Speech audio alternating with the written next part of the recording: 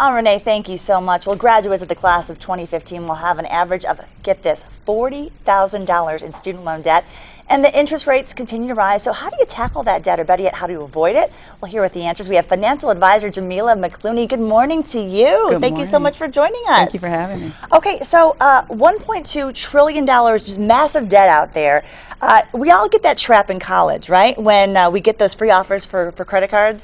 We all do. And did you have that experience with that? I had tons of them.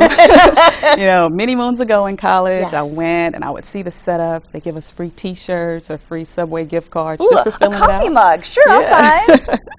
And we got credit cards with no job. You know, so they start us off with debt right in the beginning. With a massive APR that you could never rebound from. No. And then top that off with a little student loan action, right? A lot of student loan action, yeah. And you don't really understand that, or, you know, how the loans add up and when you start to pay them, if you defer them. There's a lot of things going on in the back end that most people don't understand. Now, you tackle these problems in your book, How to Win the War on Managing Your Money. Some tips about saving and spending. In your book, Put Your Money Where Your Debt Is. Where can people find that book? They can find it on my site, yourmoneymd.com. It's an ebook, quick read. You can download it directly from the site. Also, as well as Barnes & Noble. Barnes & Noble, Lulu, iTunes. It's available on iBooks from Apple. But let's give our viewers some quick tips. First of all, some scary facts about debt. It could really hurt your job opportunities. People don't know this. Absolutely. Some of your professional licenses can be suspended or revoked if you have a lot of debt that you may default on. There are a few states that are actually suspending your driver's license if you don't pay your debt on time and you get into default with that. What if you have a family member who has an incredible amount of debt?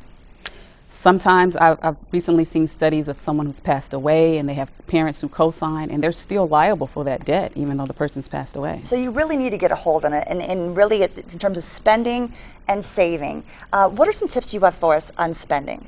Spending?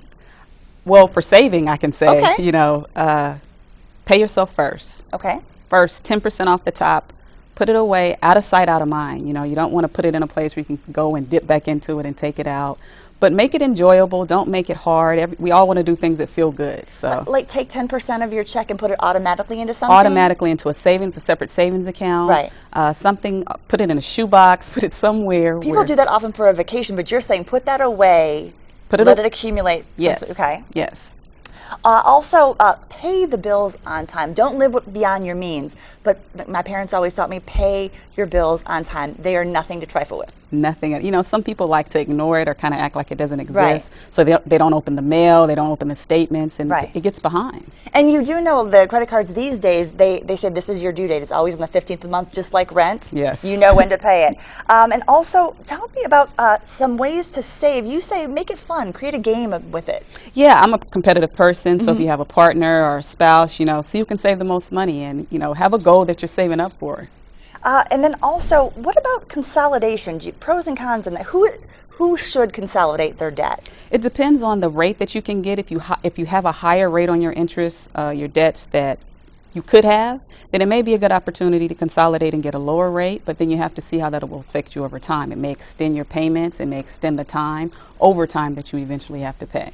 As a financial advisor, you've helped people get out of a world of debt. Can you give us an example of somebody's story that was just so dire, you're like, how am I ever going to get out of this?